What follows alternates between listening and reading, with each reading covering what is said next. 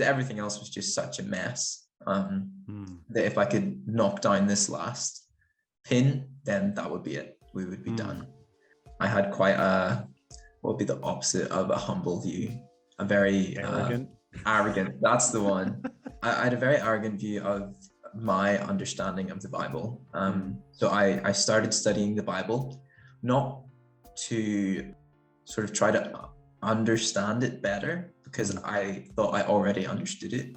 I just wanted to learn some extra cool facts, as it were. I started studying and it just all fell apart.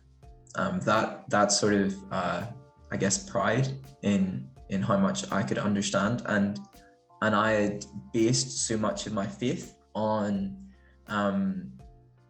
the Bible sort of having all of the answers, and them being really easy to understand and very simple.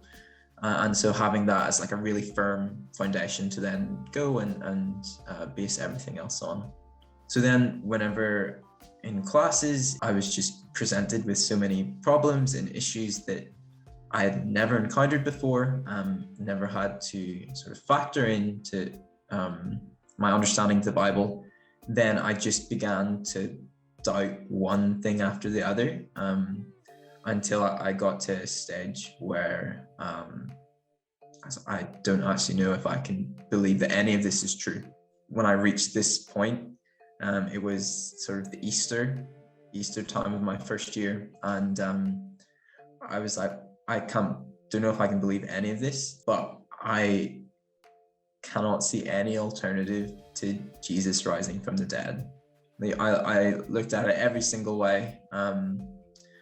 I guess almost in a way, hoping that it sounds really strange, hoping that I would be able to find an alternative, because everything else was just such a mess, that if I could knock down this last pin, then that would be it. We would be done. But I just couldn't. And I just had to come to the conclusion that Jesus rose from the dead. And then that was the starting point. That sort of, if beforehand the Bible had been the foundation of my faith, the resurrection became the foundation. And then I spent the next 2-3, I mean, really the process is still ongoing, of trying to reconcile these tensions and learn how to live in the midst of the tensions and difficulties, but knowing that Jesus rose from the dead, and therefore the world can never be the same.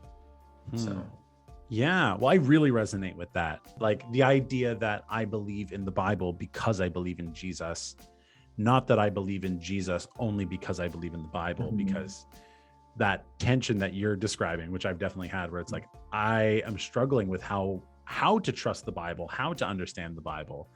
Like if Jesus rose from the dead, the Apostle Paul says, we're set, and if Jesus didn't rise, then we should be pitied because we believe something that is false. So the beautiful thing is, if you get Jesus, then you get the Bible with him, because he's a conservative Jewish rabbi who has a very high view of scripture.